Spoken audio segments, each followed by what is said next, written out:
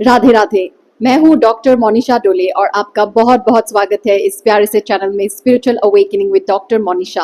आपके लाइक्स और कमेंट्स के लिए बहुत बहुत धन्यवाद। आप जब भी कमेंट्स लिखते हैं मैं आपके बारे में थोड़ा सा जान पाती हूँ।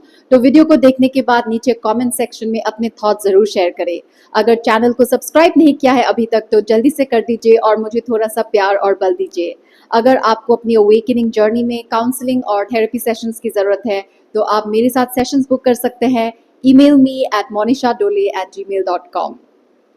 चलिए आज बात करते हैं कि क्यों भारत की जो शादियां हैं वो इतना टॉक्सिक है।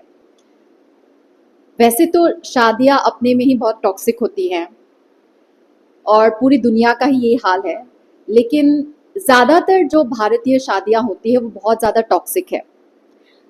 भारत के लोगों को ये वहम है कि हमारे यहाँ पे तो डिवोर्सेस नहीं होते हैं, तो हम तो शादियों के गुरु हैं, हमारी शादियां तो बहुत सफल हैं। लेकिन ये एक भ्रम है। हमारे समाज में डिवोर्स का रेट भले ही कम हो इसकी तुलना में कि वेस्टर्न कंट्रीज में डिवोर्सेस बहुत ज़्यादा होते हैं, लेकिन हमारे शादियों में जितना ज़्यादा दोगलापन, जितना ज़्यादा झूठ, जितना ज़्यादा पाखंड है उतना भी दुनिया में कहीं नहीं है। डिवोर्स अपने आप में कोई बुरी चीज़ नहीं है, डिवोर्स तो मुक्ति है। डिवोर्स के बाद तो बहुत लोगों की स्पिरिचुअल अवेकनिंग हो जाती है, डिवोर्स हो, ब्रेकअप हो। लेकिन हमारा जो देश है ना वो बहुत ज़्यादा पाखंडों का देश है। हमारे यहाँ पे रीति रिवाज के नाम पे बहुत ज़्यादा पाखंड है और यहाँ पे तो महिलाओं को मुक्त होने पता नहीं क्यों देते हैं। क्यों लोगों को डर लगा रहता है कि महिलाएं मुक्त हो जाएंगी तो पता नहीं क्या आतंक फैलाएंगी, और इसकी जिम्मेदार महिलाएं खुद भी है।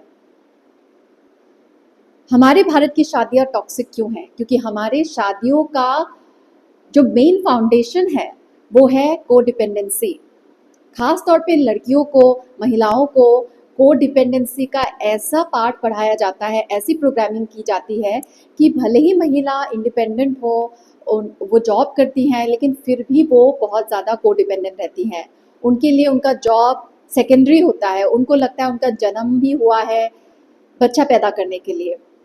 लेकिन आपको समय के हिसाब से अपना जो कर्तव्य है उसको देखना है। अभी मैं बताती हूँ यहाँ के लोगों की मान्यताएं। एक मैं धार्मिक संस्था में गई थी। मैं तो वृंदावन में रहती हूँ, यहाँ पे तो हर जगह ही धर्म, कर्म कांड ये सब भी चलता रहता है।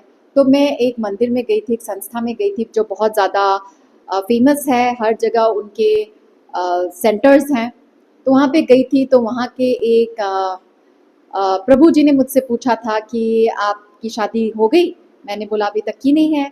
तो उन्होंने मुझसे मेरी एज पूछी तो मैंने उनको बताया। तो उन्होंने बोला अरे अरे अरे ये तो गड़बड़ है, शादी कर लेनी चाहिए, क्योंकि जब एक स्त्री शादी नहीं करती है तो पृथ्वी को बहुत ज़्यादा कष्ट होता है। उन्होंने बोला इतिहास में देखो, क्या कोई भक्ता, आप भक्त हैं, आप भक्ति करती हैं, बहुत अच्छी बात है, लेकिन इतिहास में ऐसी कोई भक्ता है जिन्होंने शादी नहीं की है? उस वक्त मेरे दिमाग में शबरी जी का ख्याल नहीं आया, नाम नहीं आया, और मैं बोल नहीं पाई, मैं चुपचाप सुन के चली आई। तो ये है भ्रष्ट विचार। कोई भी आपके जो धर्म गुरु हैं वो हमेशा आपको यही सिखाएंगे कि आपको हमेशा एक पति के प्रोटेक्शन में रहना चाहिए, बाप के प्रोटेक्शन में रहना चाहिए, भाई के प्रोटेक्शन के रहना चाहिए। कोई भी धर्म गुरु, संस्था के जो गुरु हैं, जो एक ऑर्गेनाइज्ड रिलीजन है, उनके जो गुरु हैं वो कभी एक महिला को स्वतंत्र होना नहीं सिखाती। वो कभी भी नहीं बोलेंगे कि एक महिला नहीं है, वो एक चेतना है, वो एक इंसान है, और हर इंसान का पहला धर्म ये होता है कि वो अपने आप को मुक्त करे। और क्योंकि हमारे जो भारतीय समाज का ये जो शादी को लेके फाउंडेशन इतना ज़्यादा खोखला है, इसीलिए शादियाँ भी खोखली होती है, और शादियों की वजह से जो बच्चे पैदा होते हैं वो भी खोखले होते हैं, और इसलिए हम खोखले लोग खोखले बच्चे को पैदा करते हैं। हमारे अंदर इतनी ज़्यादा गंदगी है, इतना ज़्यादा कचरा भरा हुआ है, उसी कचरे को हम अपने बच्चों में डालते हैं, और वही बच्चे बड़े होकर एक समाज की स्थापना करते हैं, जिसकी वजह से आज हमारा जो भारत देश है वो हर मामले में कमज़ोर है। सिर्फ एक ही मामले में हम बहुत ज़्यादा आगे हैं, वो है पाखंड में, और ये बहुत ज़्यादा दुखदायक चीज़ है। तो अगर प्रकृति अभी खुद लोगों की अवेकनिंग करा रही है, तो मेन रीज़न यही है कि आपको जगाया जाए। और ख़ास तौर पे महिलाओं की अवेकनिंग इसीलिए करा रही है क्योंकि महिलाओं को बहुत अच्छा लगता है कोडिपेंडेंट होना। हम हम सब खुद जिम्मेदार हैं इस हालत की वजह से। हम सब चाहते हैं कि हम कोडिपेंडेंट रहें। हम प्रार्थना करते रहते हैं कि हमको कोडिपेंडेंट बनाओ। मैं अभी जिस सोसाइटी में रहती हूँ, मैं उत्तर भारत में रहती हूँ, वृंदावन में रहती हूँ, ये बहुत पिछड़ा हुआ जगह है। आज भी यहाँ की महिलाएं कोडिपेंडेंसी को बहुत ऊंचा समझती है। उन्होंने अपने आप की प्रोग्रामिंग कर ली है और अच्छे भले पढ़े लिखे घर की लड़कियां भी, मतलब जिनको पढ़ाई लिखाई सब मिली हुई है, उनको हर एक प्रिविलेजेस मिले हुए हैं, उन्होंने हंसी खुशी अब कोई करियर पे ध्यान नहीं दिया। उन्होंने हाउसवाइफ बनना ही बहुत उत्तम चीज़ मानी है। उनको लगता है कि हाउसवाइफ बने, बच्चे की देखभाल करें। मुझे उन औरतों को यही बोलना है कि आप नालायक हैं, आप मूर्ख हैं। आपका जब खुद का ही जीवन का उद्देश्य नहीं पता है तो आपको क्या अधिकार है कि आप किसी और सोल को पैदा करें। आप खुद एक बहुत ही नालायक इंसान हैं। हमारा पहला कर्तव्य समाज के प्रति है और यही ज्ञान हमें दिया नहीं जाता है, घरों में नहीं दिया जाता है, स्कूल में नहीं दिया जाता है। स्कूल में तो सिर्फ हमें नौकर बनाने की शिक्षा देते हैं, वो भी कोडिपेंडेंसी है, जहाँ पे हमें हाँ हुजूरी कॉन्फॉर्म करना होता है। हमें सिर्फ जॉब के लिए क्या करना होता है वही शिक्षा मिलती है। घरों में हमको डिजायर्स, लस्ट, मोह माया, इन्हीं सब का ज्ञान मिलता रहता है। तो कैसे हमारा देश आगे बढ़ेगा? और शादियां मेन कारण होती हैं, शादियां मेन कारण होती है और इसको तोड़ने का अभी वक्त आ गया है महिलाओं का। अभी महिलाओं के ऊपर ये दायित्व है कि वो इस कोडिपेंडेंसी को तोड़े और वो एक नवीन समाज के निर्माण में हाथ बटाए। हमारा पहला धर्म समाज के प्रति होता है। हमको नेशन बिल्डिंग का ज्ञान नहीं देते। हमारे अंदर ये कूट कूट के भरा नहीं हुआ है कि हमें पहले राष्ट्र को बनाना है। राष्ट्र को बनाने मतलब क्या? अपने समाज को मजबूत करना है, समाज कल्याण में हमको हाथ बटाना है। हमको सिर्फ अपने भोग वासना, कंजम्पशन, उसी का ही ज्ञान मिला हुआ रहता है। महिलाएं मैं देखती हूँ यहाँ पे शादीशुदा होती हैं, हाउसवाइफ्स होती हैं, बच्चे पैदा करती हैं और पूजा पाठ करती रहती है, पूजा ही करती रहती है। ये उपवास, वो उपवास, उन सब में उनको सब कुछ पता है। दिया जलाएंगी, अगरबत्ती जलाएंगी, मंदिर जाएंगी, शाम को सब इकट्ठा होंगी, फिर कीर्तन करेंगी, भजन करेंगी। वाह वाह वाह, कितनी संस्कारी औरतें हैं, कितनी महान औरतें हैं, एकदम पतिव्रता। कितनी महान औरतें हैं जिनका नेशन बिल्डिंग में ज़ीरो कंट्रीब्यूशन है, सोसाइटी बिल्डिंग में ज़ीरो कंट्रीब्यूशन है बस कोडिपेंडेंसी को फैलाने का, कंट्रीब्यूशन है हमारे देश को गिराने का। ठीक है, उनको पैसों की ज़रूरत नहीं है, उनके पति, उनके बाप, उनके ससुर बहुत अच्छा कमाते हैं, लेकिन क्या काम करने का मतलब यही है कि पैसा कमाएं?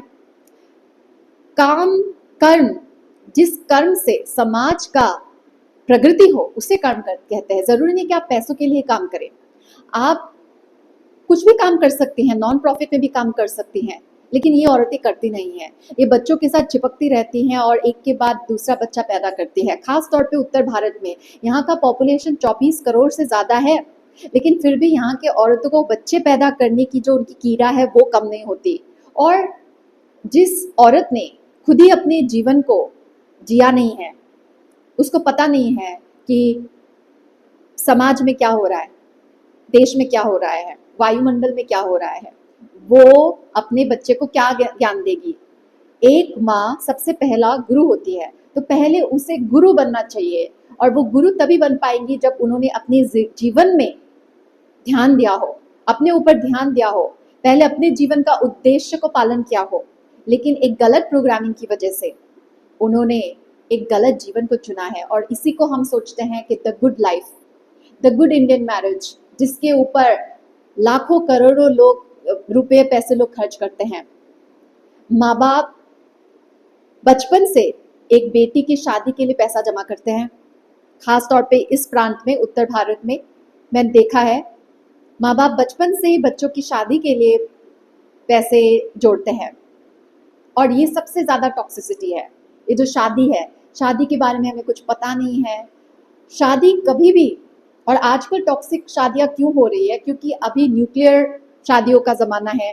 उनको लगता है वो बहुत मॉडर्न हो गए हैं, ये जो प्रोडक्ट्स होते हैं टॉक्सिक मैरिजेस के, उनको लगता है वो बहुत मॉडर्न हो गए हैं, तो वो अभी अपने सास ससुर फैमिली के साथ नहीं रहते हैं। कोई बात नहीं, वो अभी न्यूक्लियर फैमिली में रहते हैं, एक 2-3 BH के घर में रहते हैं, और उनको लगता है उनका प्यार का घोंसला बहुत सफल होगा, जो बहुत अननेचुरल है। क्योंकि जो शादी का ये जो इंस्टीट्यूशन है, ये कभी भी प्रेम को सेंटर में रख के बनाया नहीं गया था। ये बनाया गया था टू ट्रैप, खास तौर पे मर्दों को ट्रैप करने के लिए शादी का इंस्टीट्यूशन बनाया हुआ है, to tame the male ego, male का जो नेचर है। और जो हमारा जो भारतीय संस्कृति है, वो महिलाओं को टेम करने के लिए बनाया गया है। शादी का इंस्टीट्यूशन पुरुष को टेम करने के लिए बनाया गया था, और भारतीय जो संस्कृति है वो महिलाओं को टेम, डोमेस्टिकेट करने के लिए बनाया गया है, ताकि वो इंडिपेंडेंट ना हो। क्योंकि पता नहीं समाज बहुत पहले से ही इंडिपेंडेंट इंटेलिजेंट लोगों से डरता है, क्योंकि वो उनके अपने खोखलेपन को चुनौती देता है, उनके ईगो को चैलेंज करता है, उनको मुखौटा दिखाता है, उनको उनका खुद का सामना करना पड़ता है। और हम सब नौकर हैं, हम सब बंधे हुए हैं लस्ट, ग्रीड, क्रोध, अटैचमेंट, इन सब चीज़ों से, डर, इन सब चीज़ों से हम बंधे हुए हैं। और जीवन का उद्देश्य, हमने ये शरीर लिया है, हमारा उद्देश्य ही है, हमारा जीवन का पर्पस है कि हम इन सब से मुक्त हो। शादी भी अगर हम करते हैं तो शादी का भी उद्देश्य यही होना चाहिए कि हम lust, greed, anger, attachment, illusion, desires, डर से मुक्त हो। लेकिन शादी तो घोंसला ही होता है इन सब चीज़ों का, lust, greed, desire, anger, jealousy, इन सब चीज़ों का घोंसला ही होता है। तो उस शादी से एक टॉक्सिक बच्चा ही पैदा होगा, क्योंकि बच्चे कैसे पैदा होते हैं हम सबको पता ही है, संभोग से। एक पुरुष और एक स्त्री संभोग करते हैं, तो जब उनके अंदर ही प्रेम नहीं है, उनके अंदर ही काम भावना है, डिजायर्स है, लस्ट है एक दूसरे के प्रति, ठीक है, उन्होंने तंत्र मंत्र कर दिए, उनको लगता है शादी का जो ये कर्म कांड करके उनका रिश्ता पवित्र हो जाएगा। जब इंसान पवित्र नहीं है तो कर्म कांड करने से कोई पवित्र कैसे हो सकता है। तंत्र मंत्र, पंडित आए, फास्टिंग की, ये पाठ पढ़ा, ये रिचुअल किया, आपकी शादी हुई है, आपने अपने मामा मामी, फूफा फूफी, भांजा भांजी, चाचा चाची, ताई, इन सबको आपने गिफ्ट्स दिए, उससे आपकी शादी कैसे मजबूत होगी? उससे तो आप ज़्यादा को डिपेंडेंट होंगे। एटलीस्ट बाहर जो वेस्टर्न कंट्रीज है, उनकी शादियाँ पाखंड तो नहीं होती, जब नहीं बनती तो वो एक दूसरे को छोड़ देते हैं, और उनके बच्चों में ऐसी कोई कमियां तो है नहीं। इनफैक्ट हमारी जो फैमिलियां हैं वो इतनी टॉक्सिक है, तो हमारे प्रोडक्ट्स भी वैसे ही है। अभी हमारे देश को आज़ाद हुए 76-77 ईयर्स हो गए हैं ना, लेकिन हमने क्या अनोखा कर लिया है? हम दिमाग से इतने पिछड़े हुए हैं, हम शारीरिक रूप से इतने पिछड़े हुए हैं, हम हर क्षेत्र में पिट जाते हैं दूसरी जगहों से। अभी चाइना को देखिए, चाइना का जो पॉपुलेशन है वो हमसे अभी कम ही हो गया है, और हमारे वो बराबर के टक्कर में है जनसंख्या को अगर हम देखें। इतिहास भी उनका बहुत पुराना है, लेकिन हम उनसे इतना पीछे हैं, क्योंकि हमारा जो ये टॉक्सिक कल्चर है, टॉक्सिक संस्कृति है, जिसको हमने धर्म माना हुआ है, जिसके ऊपर हमारी जो शादियाँ केंद्रित हैं, उसकी वजह से महिलाएं बहुत ज़्यादा कोडिपेंडेंट है। और अगर महिला कोडिपेंडेंट होगी तो उसका पुरुष जो है वो कैसे मुक्त हो सकता है? और पुरुषों को ये फॉल्स इल्यूजन है कि महिलाएं कोडिपेंडेंट रहेंगी, मुझ पे डिपेंडेंट रहेंगी, तो मेरा तो बहुत विकास होगा। आपका विकास नहीं होगा, आपको बस और बंधन मिलेंगे और फंसते रहेंगे, आप कभी भी पीसफुल नहीं रहेंगे, आपके अंदर शांति नहीं रहेगी। इसीलिए आजकल बाबा जियों का बहुत ज़्यादा दबदबा चल रहा है, उनका बिजनेस काफ़ी अच्छा चल रहा है, तो वो लोग चैंटिंग सिखाते हैं। मैंने भी किया था, काफ़ी टाइम मैंने किया था। मैं देखिए, मैं अपने आप को एक साइंटिस्ट की तरह मानती हूँ। मैं कोई भी मेथड लेती हूँ तो मैं पूरा उस पर डूब जाती हूँ। तो मैंने चैंटिंग के ऊपर जितना एक्सपेरिमेंट किया, मैंने 3-4 साल चैंटिंग की है, और मैं काफ़ी लोगों को मैं बताती भी हूँ कि चैंटिंग करना चाहिए। अभी लोग उसमें भी कंफ्यूज हो गए हैं कि राम राम बोले, कि राधा राधा बोले, कि हरे कृष्णा बोले, कि ये बोले, कि वो बोले, सब कंफ्यूज हो गए हैं। क्योंकि इन बाबाओं का काम ही है लोगों को कंफ्यूज रखना, और इसी पे हमारा समाज टिका हुआ है, कंफ्यूजन में। जितना कंफ्यूज रहोगे उतना ही आप नुस्खे तंत्र मंत्र ढूंढते रहोगे और सच्चाई से उतना ही, आत्मज्ञान से उतना ही आप दूर होते रहेंगे। तो क्या चैंटिंग करनी चाहिए, क्या चैंटिंग नहीं करनी चाहिए? देखिए, चैंटिंग का भी अपना एक इम्पोर्टेंस है, वो इफेक्टिव हो सकता है। आपका मन बहुत अशांत है, आप सडनली तो ज़ेन नहीं हो सकते, तो उस वक्त अगर आपको एक महामंत्र मिलता है या फिर एक बीज मंत्र मिलता है तो उस पर फोकस करते हैं तो डेफिनेटली आप डिस्ट्रैक्ट हो जाते हैं। चैंटिंग करते करते आपको कोई भगवत प्राप्ति नहीं होने वाली, ठीक है? Forget it. आपका पहले ये जो जीवन मिला है उसको तो सुधारे। भगवान प्राप्ति बहुत दूर की चीज है, पहले अपने आप को तो समझे। तो समझिए, जब हम चैंटिंग करते हैं, हम एक मंत्र पे बोलते रहे, ध्यान को केंद्रित करते हैं, तो हमारा मन डिस्ट्रैक्ट होता है। लेकिन जिस कारण की वजह से हमारा मन अशांत हुआ था वो तो अभी भी वैसा की वैसे ही है। ये तो वैसे ही हो गया ना, जैसे बैक्टीरिया होता है, जैसे कोरोना हुआ था। कोरोना गया नहीं है, कोविड गया नहीं है, बस हमारा इम्यून सिस्टम ज्यादा स्ट्रांग हो गया है वैक्सीन की वजह से। लेकिन जब वो कोरोना फिर से उसको राइट एनवायरनमेंट मिलेगा, वो फिर से एक्टिवेट हो जाएगा, वो कोविड फिर से एक्टिवेट हो जाएगा। तो वैसे ही जब हम चैंटिंग करते हैं तो हमारा जो कॉज था वो जाता नहीं है, हम बस उसे सप्रेस कर देते हैं, हम उसे डिस्ट्रैक्ट कर देते हैं। लेकिन डिस्ट्रैक्शन का मतलब ये नहीं है कि डिसोल्यूशन सिर्फ आत्मज्ञान से ही होता है, सिर्फ सेल्फ नॉलेज से ही होता है, सेल्फ अवेयरनेस से होता है, सेल्फ इंक्वायरी से होता है। और इसी से हम सबको वंचित किया जाता है, इन बाबाओं की वजह से, इन धर्म गुरुओं की वजह से, इन संस्थाओं की वजह से, जो हमेशा से ही हमें सेल्फ इंक्वायरी से दूर रखते हैं, खास तौर पे महिलाओं को। तो महिलाएं जागिए, अभी हम दूसरों को ब्लेम नहीं कर सकते हैं, अभी हम 21वीं सदी के औरत है, हम महिलाएं हैं, तो ये हमारा कर्तव्य है, सबसे पहले हमारा धर्म है कि हम सेल्फ इंक्वायरी करें, हम खुद के जीवन के प्रति लड़े। अभी हमारा जो युद्ध है वो दूसरे के साथ नहीं है, क्योंकि समाज बहुत ज्यादा लिबरल है। तो लालच है आप लोगों पे, धिक्कार है आप पे कि आज के टाइम पे आप अपने परिवार को मना नहीं सकते। आप झांसी की रानी के बारे में सोचिए, आप सावित्रीबाई फुले के बारे में सोचिए, उन महिलाओं के बारे में सोचिए जिन्होंने, और एक ट्राइबल लीडर है नागेली, उनके बारे में सोचिए। 150, 200, 300 साल पहले उनका जन्म हुआ था। मीराबाई के बारे में सोचिए, 500 साल पहले उनका जन्म हुआ था। उस टाइम पे समाज, जो हमारा भारत का समाज, कितना ज्यादा रूढ़िवादी था हर कास्ट की औरत के लिए। हर कास्ट, चाहे वो दलित की औरत है, ब्राह्मण की औरत है, हर औरत बहुत ज्यादा पीड़ित थी, उसको स्वतंत्रता नहीं मिलती थी। लेकिन उस वक्त भी उन्होंने समाज के खिलाफ आवाज उठाई थी, जिसकी वजह से आज हम जो इतना लिबरल सेक्युलर सोसाइटी में घूम रहे हैं, आज़ादी के साथ घूम रहे हैं, हमें जो एजुकेशन मिला है, जो लीगल राइट्स मिला है, जो मैरिटल राइट्स मिला है, जो पॉलिटिकल राइट्स मिला है, उन महिलाओं की वजह से मिला है, उन पुरुषों की वजह से मिला है जिन्होंने अपने प्राणों की आहुति दी थी।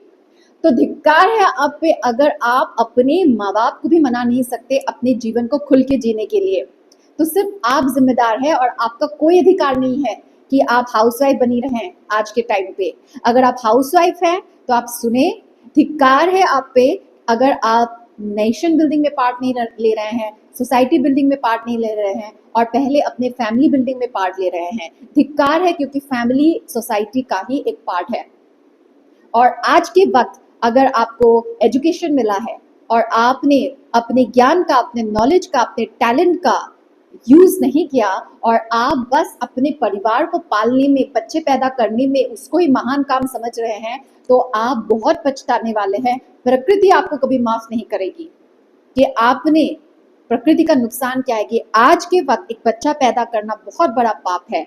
हम एक बहुत ज्यादा पेनफुल वक्त से गुजर रहे हैं। प्रकृति बहुत दर्द में है, प्रकृति बहुत प्रदूषित है, प्रकृति बहुत पीड़ा में है। 8 बिलियन से ज्यादा पॉपुलेशन है, भारत में 150 करोड़ से ज्यादा पॉपुलेशन है, उत्तर प्रदेश में 24 करोड़ से ज्यादा पॉपुलेशन है। इसके लिए अन्न कहाँ से आता है? हवा, पानी सब प्रदूषित है। और आज के वक्त अगर आप बच्चा पैदा कर रहे हैं अपने कंजम्पशन के लिए, अपनी इच्छाओं की पूर्ति के लिए, अपने विश के लिए, माँ बनने के सौभाग्य के लिए, खुशनसीबी के लिए, तो आप बहुत बड़ा पाप कर रहे हैं।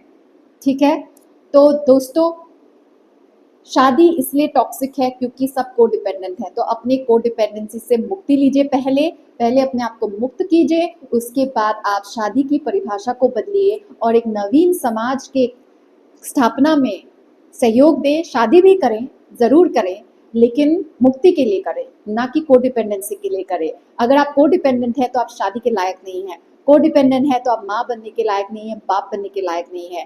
पहले अपने कोडिपेंडेंसी को हील करें और पहले समाज को ध्यान दें, समाज के प्रति ध्यान दें, दूसरों को मुक्ति दें, प्रकृति की सेवा करें, उसके बाद आप खुद की सेवा करें। राधे राधे।